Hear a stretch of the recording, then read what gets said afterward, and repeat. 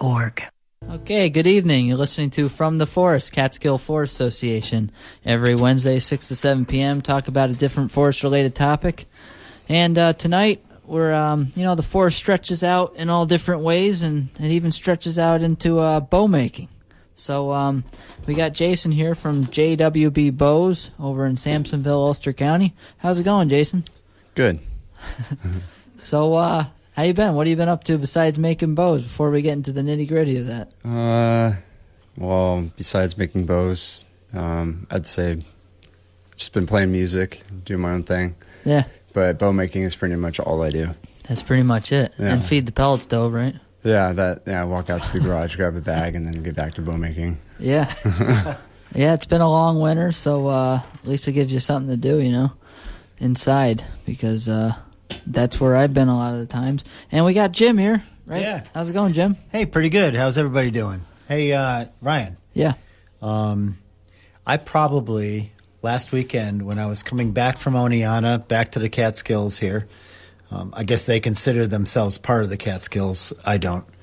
Coming back here, it's unbelievable because the forest is just covered with a lot of snowpack still. Yeah. The deer are coming out to the power lines and the highways where there's no trees and the snow is melted off and they're in the grass. I swear I saw way more than 200 deer. Yeah. On that trip back. Yeah, I've been seeing a lot of deer now coming out of the woods and feeding on the grass and stuff as it comes up around the house. Actually, yesterday was the first time I started seeing deer right around the house again, so I like to watch them, as the stove fires up and gets going, Have you seen any by your house? Yeah, as a matter of fact, I live on the top of a little crest, and it's an old field. So there's practically no trees except for all the little babies that I've planted the last 2 years. So the deer I never see the deer up there in the yard. Yeah. But because the snow blows off of our yard and the sun hit it, the grass came up, there were deer out there. Yeah. It was amazing. Oh, yeah. I wanted to take pictures. It was like a person from some city, someplace that goes out in the country and takes pictures of cows. That's what I felt like. Yeah, well, my wife... I was so excited. My wife gets tired about how I like to watch deer constantly. She's like, don't you get sick of these deer? You watch these deer more than you do me. I said, that's not true. Come on. Jeez. But anyway, we can't just talk about deer this whole show. It's supposed to be about bows. I saw a deer. Oh, there you go. Yeah, where? It was like, I don't know. It was right in our driveway. Yeah. Yeah, it was cool. Wow. It was, Bree was just only a few minutes or feet away from it, and then I scared it when I came outside. Oh, yeah? Was it a doe or a young, big? Yeah, it was a doe. Yeah. Huh. Well, I met Jason when I was down the road talking to Hoppy Quick, who's going to be on the show in a couple of weeks. He's a chainsaw carver. So anyway, I heard about Hoppy, and he carves some really cool bears. And I went down there and see what he's doing and make a video of it. And that's when I met Jason, and I see someone like doing something, shooting bows or something. I don't know what he's doing. And some guy walking around doing something with bows. That was you. Yeah. So I was like, really? That's pretty cool. And that's how we met. And what were you doing there? Just testing them out at Hops? Or? Yeah, that's where I first started making bows. Not at the house that I'm at now, but at this other little cottage I was staying in. And, when I left there, actually I met Hoppy at Teddy's gas station.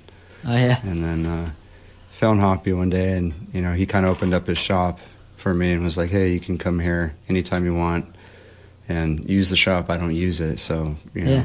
And because of his father was really into archery, so, Oh, he is? I didn't know that. Yeah, Hoppy really took to that and was like, yeah, make some bows here in my shop. That's awesome, And so that's where I first started making them. Yeah.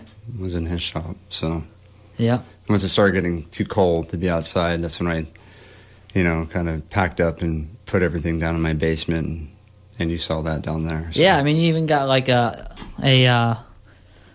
shooting range of sorts. Yeah, in the living room. It works. Yeah. Yeah, it does. I've missed a few times, so I gotta repair the wall. Oops. We don't have to talk about that. You know, Yeah. that never happened. Yeah, I don't know what you're talking no. about. So, well, before we get into the bows even more, talk a little bit about yourself. Let's introduce you. Where'd you come from to the Catskills and all that? Well, I grew up and was born and raised in San Diego, California. And after I left San Diego when I was 19 and moved to LA to pursue a special effects job in music. And I worked there and lived there for 6 years doing special effects and learned custom concrete work, mold making and casting. So I also do artwork as well with concrete. And I left there and lived in a little beach city for about a year. And it's funny, my friend I live with, Bree, I met her through the singer in the band I was playing in. Yeah. And we just became really good friends and stayed in touch over the years. And she was in a transitional time in her life, and so was I. And she's got family here in Poughkeepsie, her sister and her husband. And she's like, "Hey, you want to come to New York?" I was like, "Yeah, let's do it." Yeah. So that's how I got here. And then somehow you got to Sampsonville. Yeah. Yeah. Yeah. Wherever that is. It's cool. It is really funny, the effect that girls have on us guys What are you talking about? when you're younger. Hey, this is about I mean, bows. Yeah. I just had to comment. I mean, he traveled all the way across the country to an unknown place. Yeah, that'll happen. Yeah. Yeah, I live boldly like that, I guess. Yeah. Kind of go from 0 to 60 with everything. Right. Well, so what do you think about this weather coming from California? We're talking a little bit about the show, and this is going to be your first spring. I'm like, yeah, it's going to be warm. It's going to be like 50. And, I don't know. Is that warm in California, 50? That's like... Depending on where you are, I guess. Yeah, it depends on where you are. Well, no, around the wintertime, if there is really even a winter...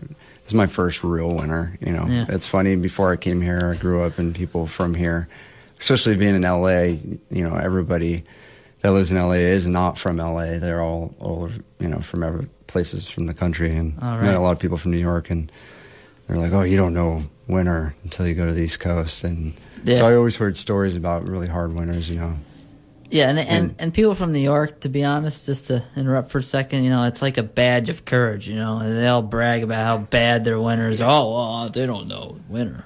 Yeah. And then if you're from northern New York, then they're like, they think they're the baddest people on earth, whatever. I just want to add that. So go on. Well, to sum it up and kind of make it short is, it's not that big of a deal. Yeah. It's cold. Right. Either way, so it's like kind of suck it up and deal with it, And it's predictable. Yeah. Every year people are surprised. Oh my God, the snow. It's like, you knew this was going to happen. Yeah, it's winter. It's cold. Yeah. Just put something warm on and keep a fire going and you're good to go. Yeah, like an earthquake in California, you don't know that's going to happen. No. Holy cow, it's an earthquake. I don't know. Yeah. Sounds a little crazy to me. But, so, bows, how did you get into making bows? So if you're just tuning in, you're listening to From the Forest, Catskill Forest Association, and we're talking about primitive bow making with JWB Bows. And Jason makes some pretty cool bows, and he's going to get into composite bows to long bows and describe all those bows. He knows a lot more about bows than I do, obviously. So what initially, you went from, you said you were doing concrete. What is that, concrete? Yeah, custom concrete work. I was making precast custom concrete countertops, tabletops, sinks, stuff, to stuff I do now. And life casting sculptures I do out of concrete, like full body life casting. But it all kind of started when I come up to this area. I started out in Poughkeepsie when I first came here, and then I found a place over here on off Sampsonville, like Cherrytown. And then, just being around the forest and nature, away from city life, it really does something to you. I was coming from a new space of kind of healing. I was going through some emotional things, back in California, and coming here was more of a healing opportunity for me to heal emotionally and spiritually, And So being out, where the air is fresh, the trees, just the nature. I've always been into, kind of historical, primitive stuff since I was a little kid, and I remember trying to make little bows and arrows and, all that stuff when I was a kid. I never knew how to make one. I tried, but they never worked. They were really flimsy and floppy and sucked. Yeah. And I thought it was, thought it was like a big mystery on how a real bow was made. And I just was driving one day with my friend Bree and was checking out the scenery, and was like, I wonder what Indians made bows around here. And so when I got home, I looked it up online, and that's when it started. That's when it all started. That day I went out and was looking for a hickory tree, because, I guess hickory is, one of the woods that most of the Iroquois people would use around here.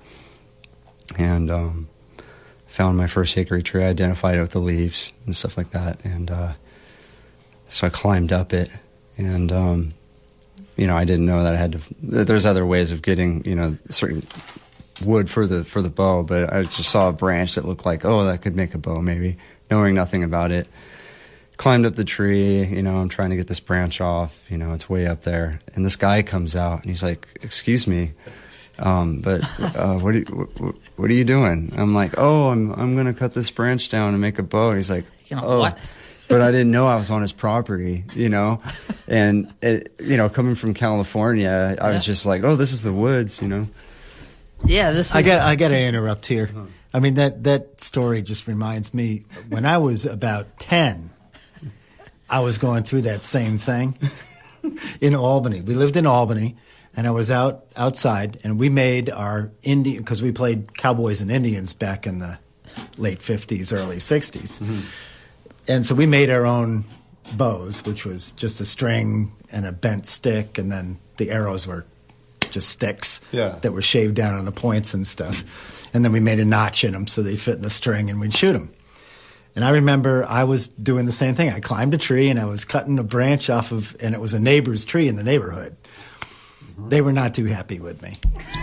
But I was 10. Oh, yeah, see. You guys are both law-breaking trespassers. Again, I was 10. You bowyers and are... the difference are, between 10 is I at the time was 27. I was like, so what's like your a grown excuse? person going, exactly. Well, No. I just call it my naivete of California, So what'd the guy say? He was totally cool. He's like, let me help you.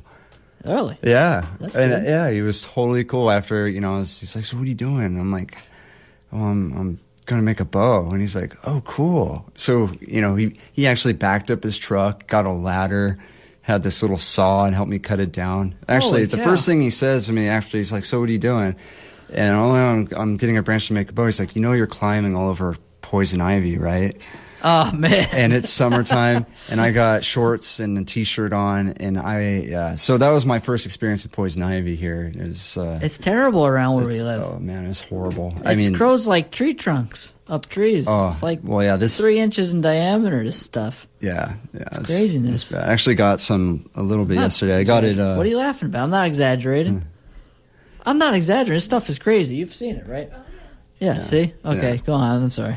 Yeah, so, I mean, we got it down, and, I got the branch down, and it had knots all over it and this and that, but the guy was cool. I took it home, just started, cutting it away with a knife and just taking material off so it would start to bend, and, and that was about it. But I went to the Iroquois Indian Museum, like a few weeks after that, and met an elder there named Mike Tarbell, and he's a Mohawk Indian, and he had he does a lot of educational stuff on primitive weapons. He makes his own bows. He's been doing it for years, and he had all of his own arrows, and atlatl spears, all this stuff, and but it's so amazing that to meet him at the same time that that I'm like, a bow, that's cool, so to see like an actual bow made in the correct traditional way from a Mohawk Indian that was taught by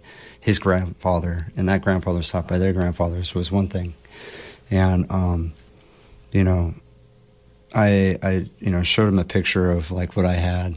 It was actually a really intimate conversation I had with him for probably like 3 hours.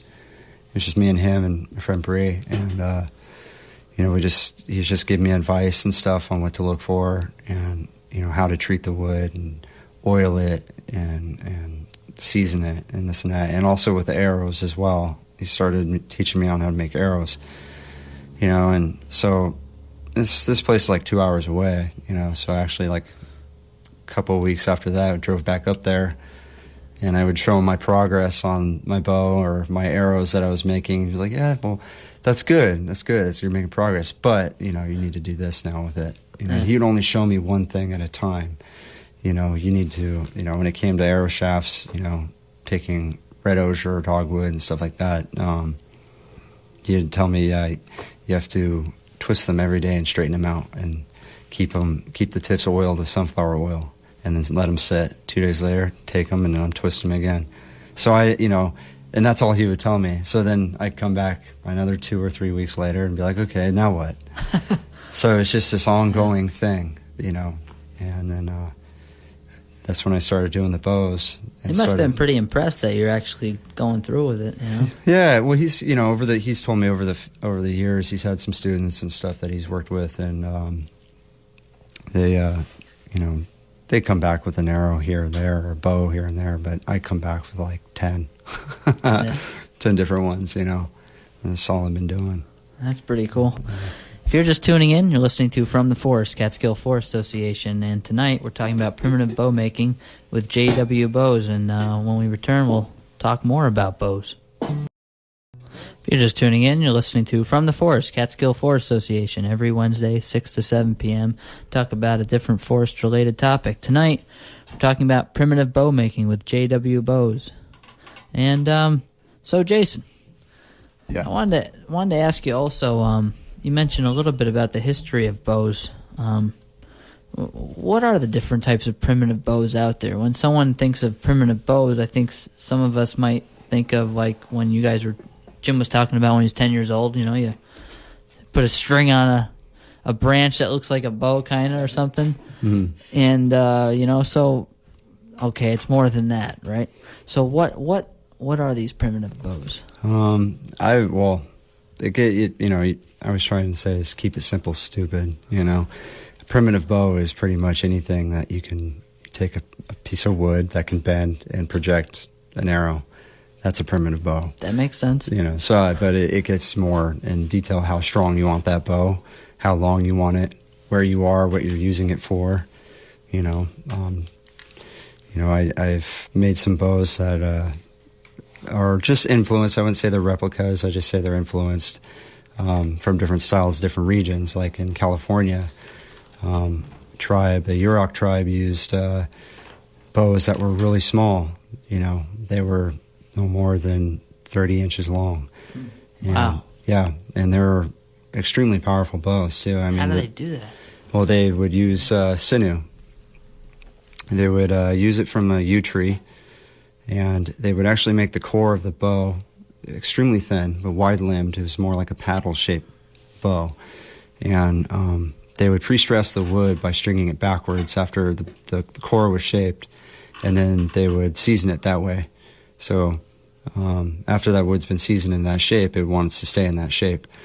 And after they do that, they would sinew back it using sturgeon glue, which is a flexible glue made from sturgeon fish bladder. And then the bow was seasoned longer after that. So basically they were doing reflex style bows in the West Coast hundreds of years ago. And they're amazing. But see, that they were hunting around a lot of brush, a lot of rocky areas over on the West Coast, and that's why they use such small bows.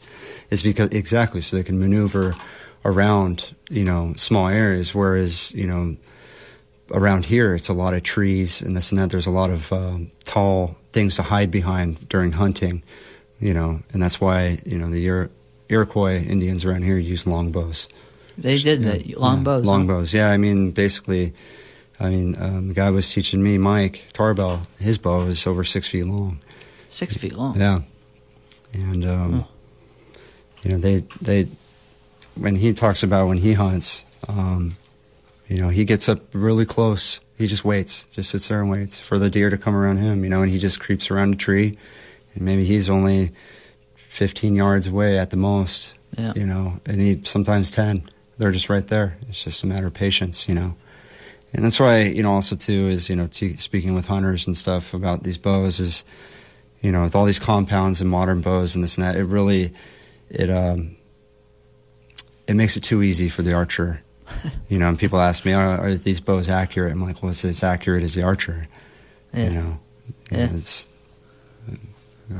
Hey, it's even difficult with a compound bow, let me tell you. Mm-hmm. But yeah, no, they are a different animal. But especially when the deer comes out in front of you. Yeah, because of that moment of scared, like, oh no. Well, that's when your heart rate goes up. Yeah.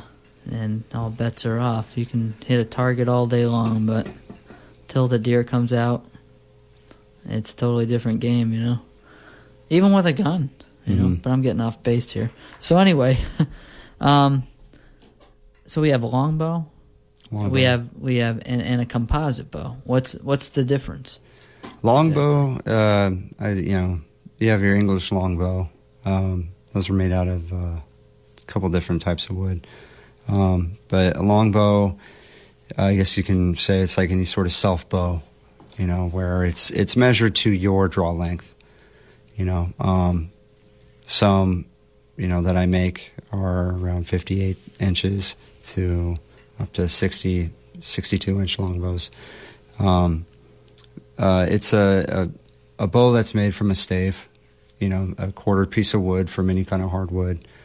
Now, there's only, from my experience from some of the bows I made, there's only a couple different kinds of real good woods that you can make self bows from without any kind of backing on the bow. Okay. Whereas, so a self bow is just it's a solid piece of wood that has been worked down to where both of the limbs bend evenly.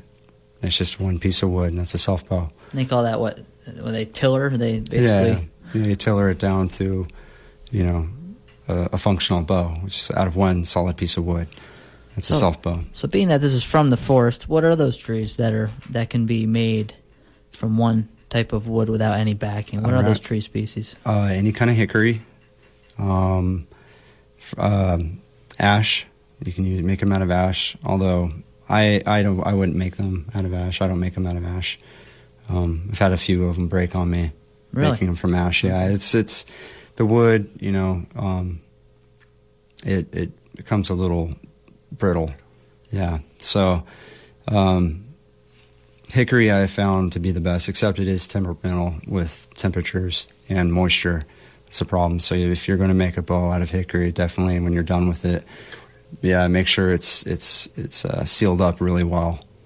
Now, what is it about hickory that lends itself to being a good bow? What about the fibers that it has that ash doesn't? It has extremely strong tensile strength on it. I mean, I've had a piece of hickory to where I've bent that thing, I'm not sure what the degree angle, but almost nearly in half, and it didn't snap. Wow. Which is, and that was funny because it was a bow that did get messed up, and it was a little bit out of frustration. I was like, "Urgh." And I tried to break it, and then it got me even more mad because I couldn't break it. So hickory's really strong stuff. Yeah, it's really strong stuff. And also too, our native tree around here, where people, we don't have Osage orange. Osage orange is a real popular wood, bow wood. That doesn't grow around here, but what we do have is black locust, and that's another. I've worked with it, and it's the exact same thing as Osage. The growth rings are the same, it smells the same, it works the same. It's great wood. So wow, I didn't know that. Yeah, that's a dense wood. Yeah, black locust is beautiful. It's an amazing wood. And so it's either hickory or black locust. I'd say around here is their best bet for bow making, for long, any kind of self bow. Yeah. It's going to... Well, I could say where we live in central Ulster County, probably your best bet's hickory. And you have bitternut hickory, shagbark hickory, and there's some pignut hickory, but mostly shagbark hickory we have around us. Yeah. That's mostly what I get. Yeah. Yeah. It's everywhere. What about other areas as far as regions? Just real quick on around the world. Like, weren't you making a Turkish bow or something? Yeah, it's those are composite bows. Yeah, composite bows are completely different. They are made up of a wooden core, a very thin wooden core, any kind of animal horn. Mine I make out of Gemsbach horn or water buffalo horn, and they are sinew-backed, either with deer tendon or tendon from a cow or water buffalo from the back legs. I know you were saying that the best sinew comes off of the back strap of a deer. Yeah, it's the longest, and I find it to be extremely strong. You have to keep that in mind. And clean. You know, when you break, when they're dried up and taken apart, they're very clean, not frayed looking. Whereas like cow tendon's very frayed, you know, and it's very difficult to pound out and take fibers out of that. Yeah. And it's greasier too. Yeah, because you do the back strap. Not talk about deer again, but you got to get that off anyway. The back strap, you can't have it on there. Yeah. It's not good for taste and all that. So Mm-hmm. I'll have to keep that in mind. But you said you're getting it from a butcher now, right? Yeah. Sinew? Yeah. There's what's that, Highland? Yeah, Highland Deer Farms. I go and I contacted the guy there, and you know, he was like, "Yeah, we just throw that stuff away." I'm like, "Please don't send it my way." Yeah, there's a deer farm. Mm-hmm. Where? In Highland. Oh, Highland, Ulster County. Yeah. Oh, I didn't know that.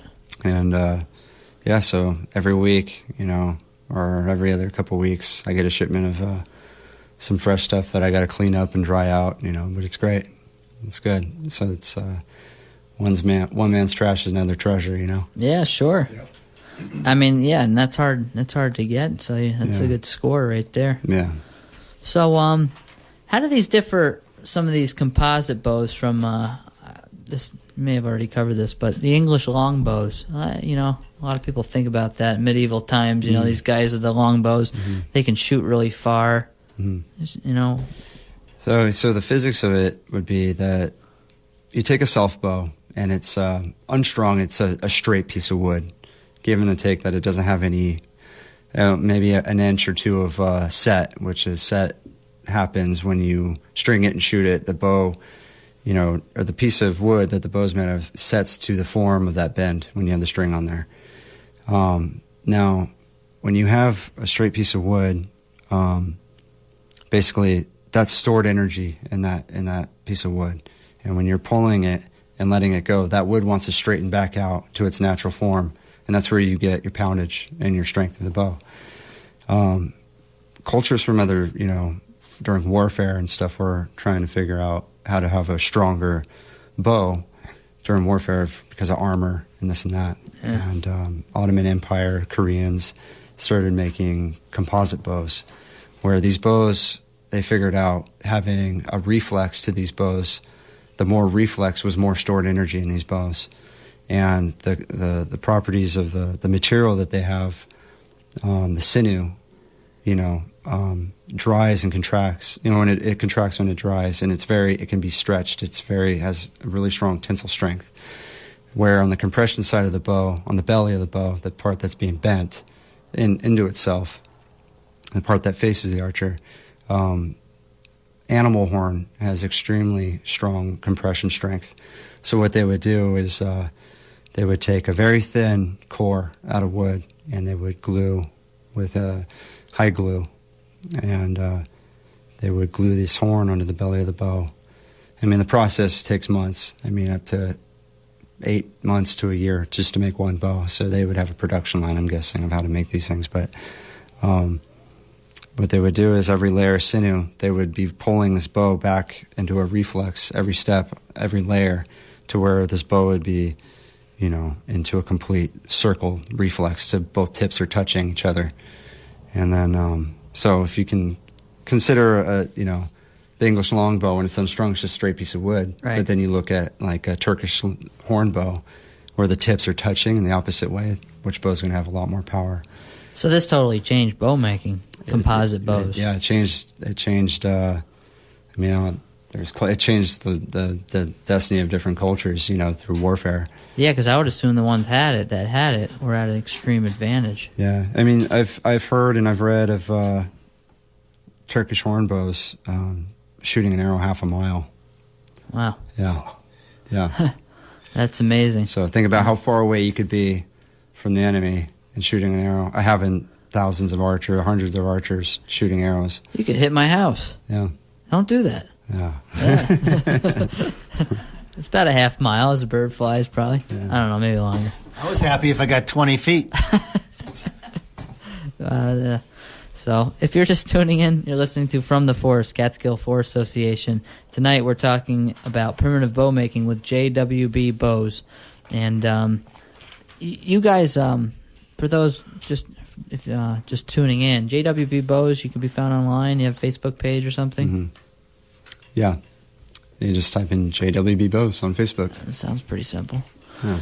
So composite bows sound like you have to make two bows into one almost. Yeah. Kind of. Yeah, each limb is its like own bow. Yeah. Mm-hmm. All right.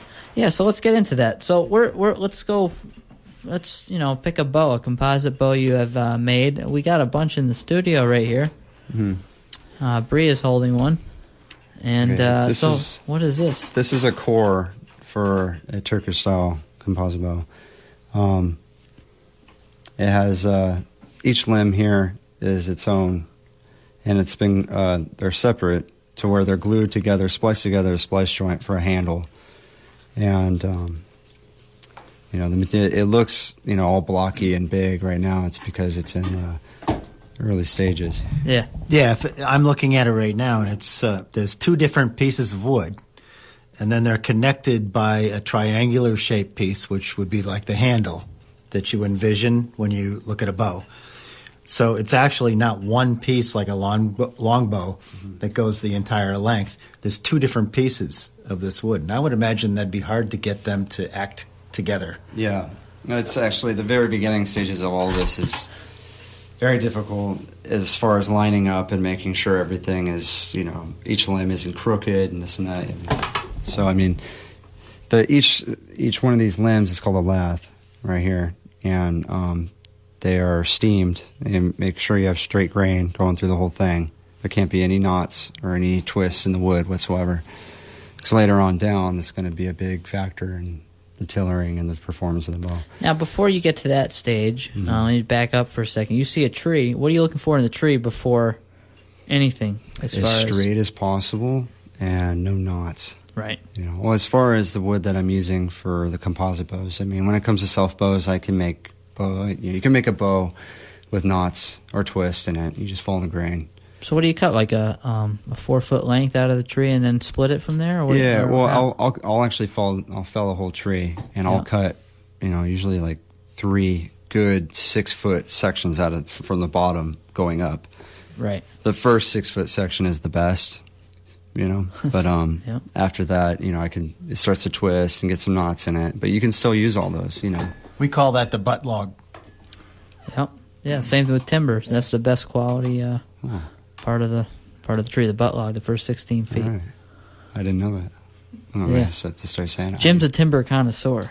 Cool. Yeah, knows all about it. So, all right. So you got it into you block it up and then what?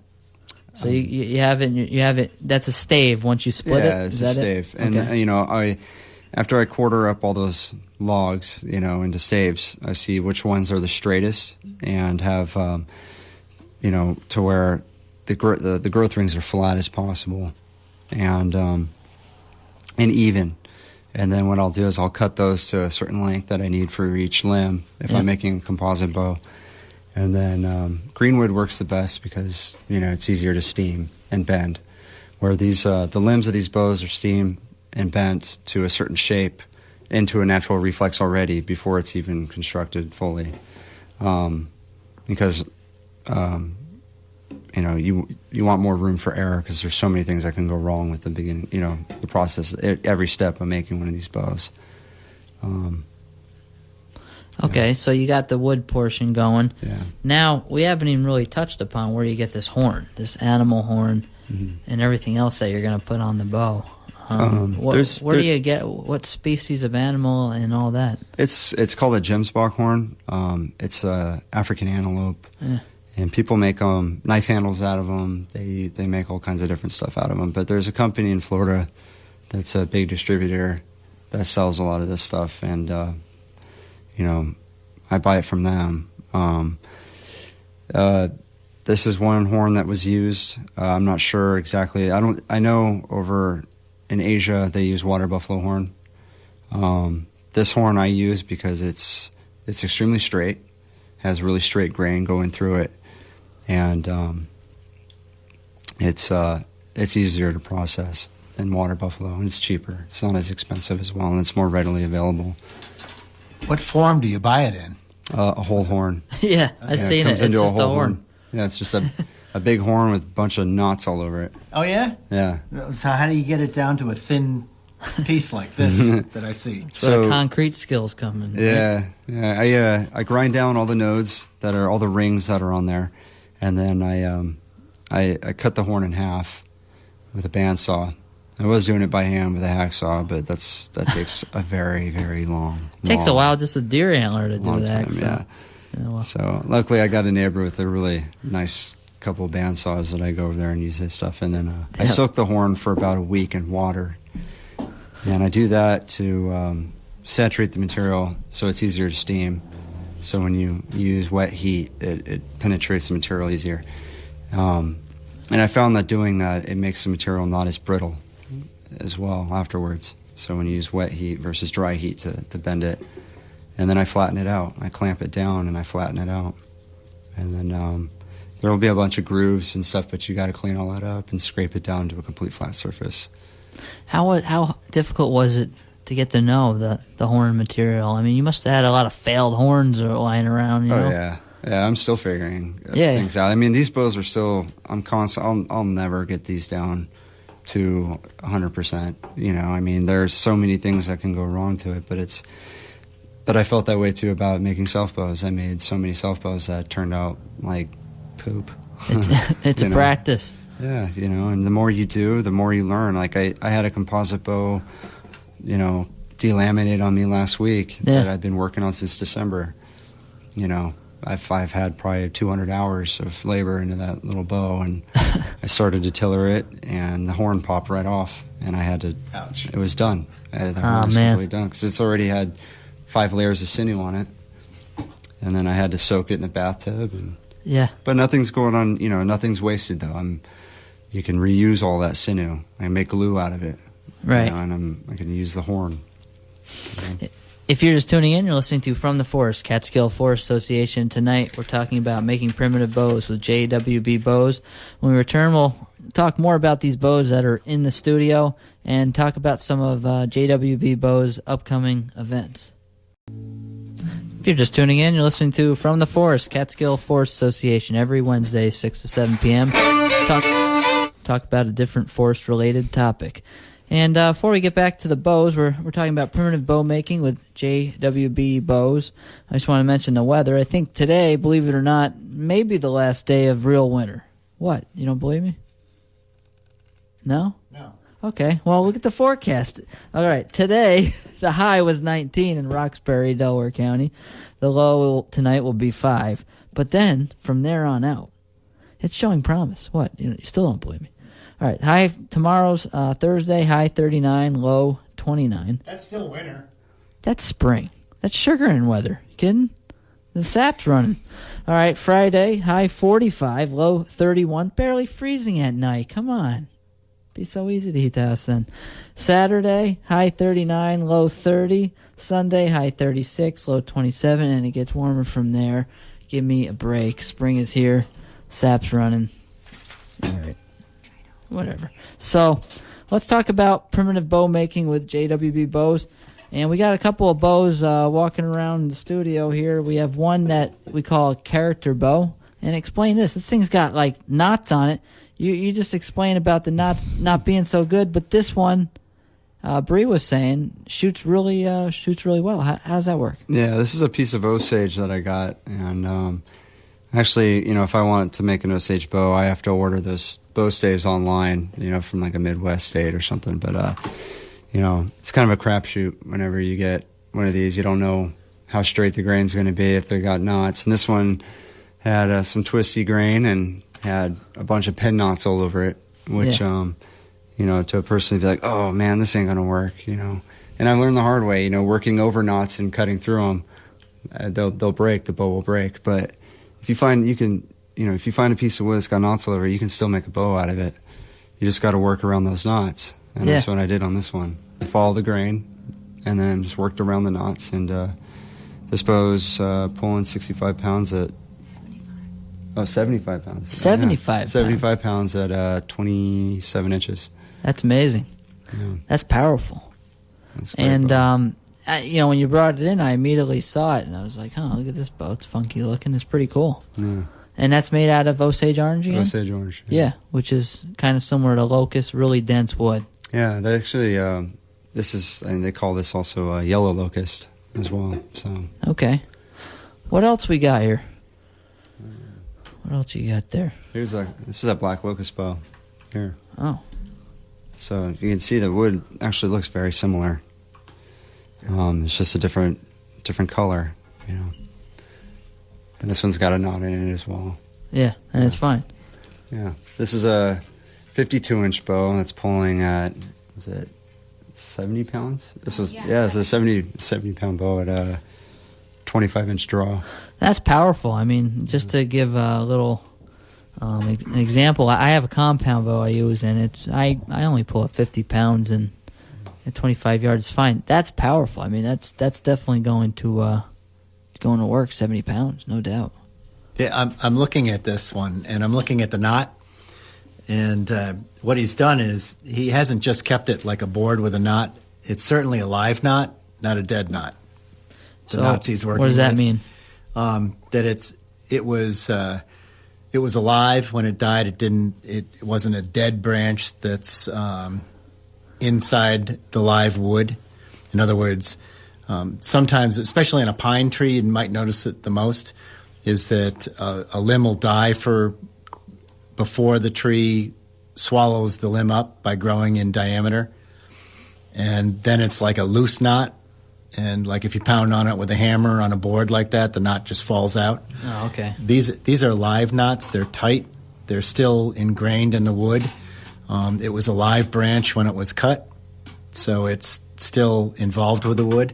And what he's done is he's left extra material, live material around the knot outside, so you see a bump. It almost looks like a wart that he's done, and that's what retains the strength in the bow. Huh. I mean, it's pretty cool looking. That is. Now, you got this other bow here. You said it's a Korean style. What is it? Oh yeah. This is another form of composite bow. This is a Korean style bow. It's made of bamboo core. Now they use mulberry for the ears of the bow, which have been bent at an angle. They're basically levers. It's like this is like basically your primitive compound bow. Huh. But they use mulberry. I use hickory on these. So the ears you said are hickory, and the core is bamboo. Bamboo, okay. And this one has gemsbok horn on the belly, and it's been sinew backed. But they would have used water buffalo horn, which I do have one at home. That's also being worked on. It has water buffalo horn on it. But this one's reflexed already into a complete circle. It's almost done. Huh. It's just after one more coat of sinew, it's got a season for about 8 months. Now, obviously, you can't see it out there, but this bow looks like if you were to see it, it should break, and it doesn't because you steamed it. Did you steam this? Yeah. I steam these sections here. Yeah. Right there on the end. It's pretty amazing. Looks like a heart. Things bent so much. So we only got a couple of minutes, believe it or not. Time has flown by from the forest, and we've been talking to primitive bow making with JWB Bows. But we got a couple minutes left, and I understand you have some events coming up. Yeah, we got a couple arrow making workshops and another bow making workshop There's an arrow making workshop Saturday, April 26th from 10 a.m. to 4 p.m. And then there's another arrow making shop Saturday, May 10th from 10 a.m. to 4 p.m. Okay, and so that's Saturday, April 26th, 10 to 4, and that's where? It's going to be at our house. Okay, and if people want directions, they can either Just contact us through JWB Bows on Facebook. Okay. Mm-hmm. Yep. Mm-hmm. And the other one was again? It's a 4-day bow making workshop that we're doing at the house as well. It's split up into 2 weekends, Saturday and Sunday, June 7th and 8th, and then the following week, Saturday, Sunday, June 14th and 15th. And it's from noon to 4 p.m. And are you going to have any workshops on making, you say arrows? Did you say you were doing that? Yeah, the first 2 workshops are arrow making workshops. We didn't even get into arrows that much. I know, huh? But that seems like a whole thing in itself. Yeah. How do you register for these? Go ahead, Marie. You can always contact us through JWB Bows on Facebook, or you can go to our workshop website, which is called Omnigen, OMNYGEN.com, and you can register there. Cool. And if you don't remember, just give Catskill Forest Association a call, 845-586-3054. That's 586-3054, and we can direct you to JWB Bows as well. But yeah, Ryan, I wanted to also offer that you did make a short little video on this. Yeah, and put it on our you can go to our Facebook page, but if you're not on Facebook, you can go to the Vimeo site, and that's just Vimeo.com. It's pretty easy to remember, Vimeo.com, and then a backslash with channels, and then another backslash from the forest, which is this radio show. And if you go there, you're going to see there's probably, a dozen short videos, and one of them is of Jason making bows. Yeah, I interviewed Jason a few weeks ago. Not a few weeks ago. The time's just flying. I don't even. I don't know when it is. Last year. yeah. This winter, and you got. It's one of the longer videos I've done, but in order to capture the whole thing, you kind of have to show it, and he does a lot, and it's pretty intriguing. But we're gonna have you on again if you want next year. This is we didn't even get into arrows. Seems like a whole different thing in itself, and stay in touch. Thanks for coming on. Absolutely, thank you for having me. All right, and have a good night. You have anything you wanted to say, Jim, before we say goodbye? Good night, everybody. All right, up next is Catskills Folk with Jenny Shear.